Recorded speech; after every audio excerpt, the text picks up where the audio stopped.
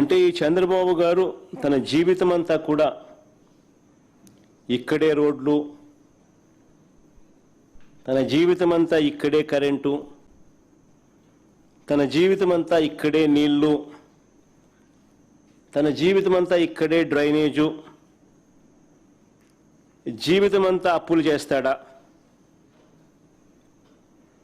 అంతవరకు రాష్ట్రంలో ఇలా ప్రజలు రాష్ట్రము ఇబ్బందులు పడుతూనే ఉండాలా?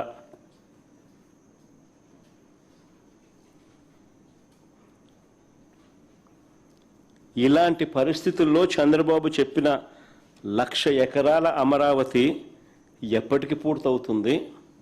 2 లక్షల కోట్లు పెట్టే స్తోమత మనకు ఉందా?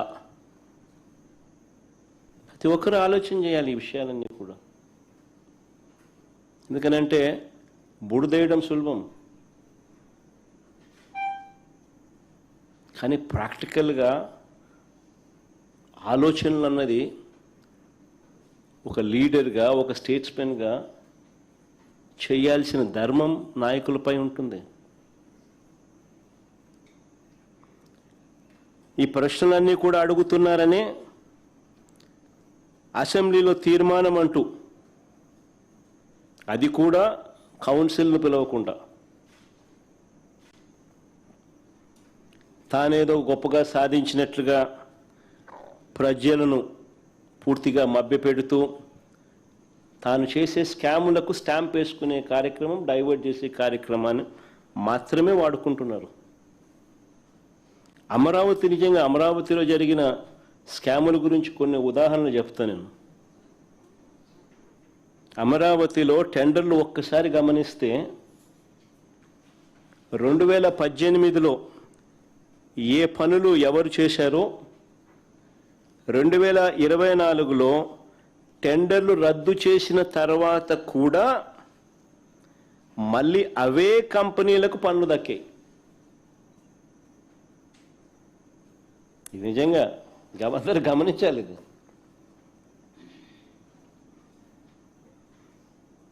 అమరావతిలో టెండర్లు ఒకసారి గమనిస్తే 2018లో ఏ పనులు ఎవరు చేశారో 2024లో టెండర్లు రద్దు చేసిన తర్వాత కూడా మళ్ళీ అవే కంపెనీలకు పనులు దక్కాయి, అవే పనులు దక్కాయి. ఇది గూడుపుటాని కాదా అని అడుగుతా ఉన్నా, మాఫియా వ్యవహారం కాదా అని అడుగుతా ఉన్నా. ఒకవైపున అనూహ్యంగా టెండర్లు రద్దు చేసి రేట్లు పెంచేస్తున్నారు, మరోవైపు టెండర్లను రిగ్ చేసి మళ్ళీ వాళ్ళే టెండర్లు పొందుతున్నారు.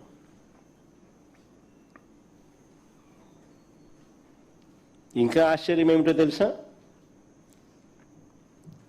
ల్యాండ్ ఫ్రీ, ఇసుక ఫ్రీ, కరెంటు ఛార్జీల్లో రాయితీలు, జిఎస్టీ మినహాయింపు, సీనరేజ్ మినహాయింపు, ఎన్ఏసి మినహాయింపులు, ఇవన్నీ రాయితీలే. ఇవన్నీ ఉన్నా సరే స్క్వేర్ ఫీట్కు 11,000 నుంచి 14,000 రూపాయలు.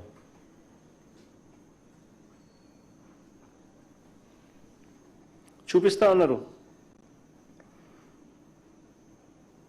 ఇది భయంకరమైన దోపిడీ కాదా?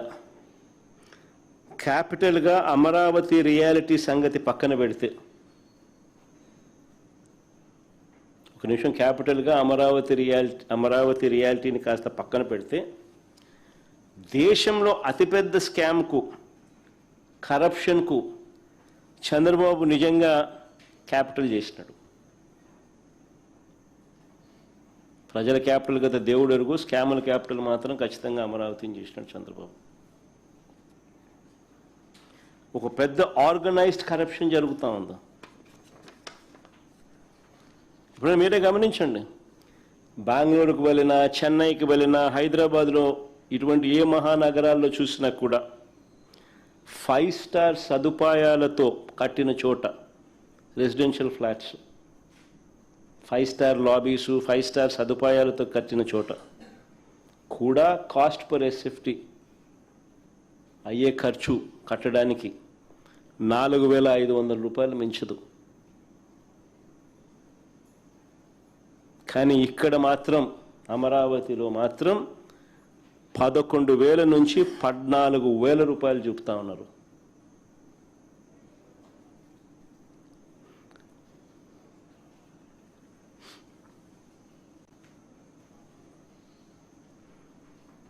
అది కూడా 11,000 నుంచి 13,000 చూపుతున్నారు. అది కూడా మళ్ళీ ఇన్ని రాయితీలు ఇచ్చిన తర్వాత, ఇన్ని మినహాయింపులు ఇచ్చిన తర్వాత. ఏమేమి మినహాయింపులు? జిఎస్టీ లేదు, ఇసుక ఫ్రీ, కరెంటు ఛార్జీలు రాయితీ, జిఎస్టీ మినహాయింపు, సీనరేజ్ మినహాయింపు, ఎన్ఏసి మినహాయింపు, ఇవన్నీ మళ్ళా కలుపుకొని ఇవన్నీ తీసేసిన తర్వాత కూడా స్క్వేర్ ఫీట్ 11,000 నుంచి 14,000 రూపాయలు. మిగతా వాళ్ళంతా ఎన్ని కూడా వేసుకోవాలి. మిగతా హైదరాబాద్లో కానీ, బెంగళూరులో కానీ, చెన్నైలోని కట్టే 4,500 ఇవన్నీ కూడా ఉంటాయి.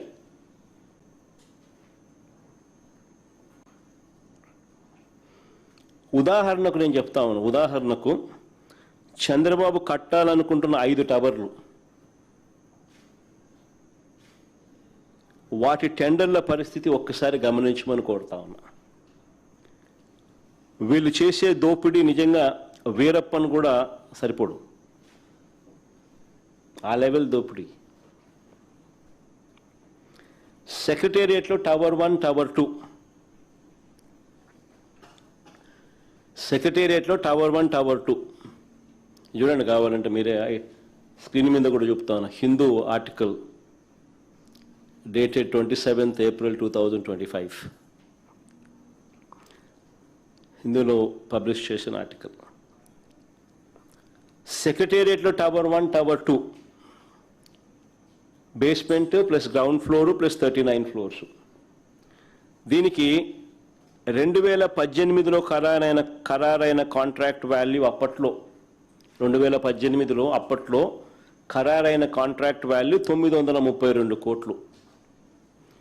ఇప్పుడు అదే పని విలువ ఎంతో తెలుసా? 1,423 కోట్లకు పెంచేశారు.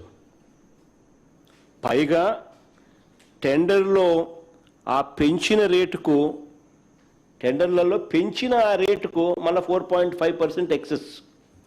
కరెక్ట్గా చూసుకోండి, 4.5. 5% దాటదు. మళ్ళా కరెక్ట్గా 4.5% కరెక్ట్గా excess.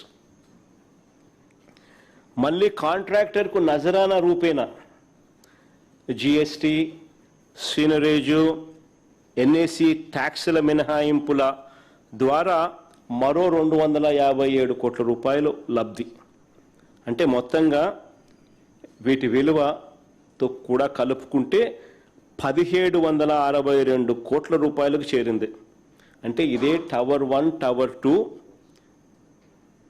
Basement plus ground floor plus 39 ఫ్లోర్స్కు 2018లో ఖరారైన కాంట్రాక్ట్ విలువ 932 కోట్లు అయితే, ఇప్పుడు అది ఏకంగా 830 కోట్ల రూపాయలు పెరిగి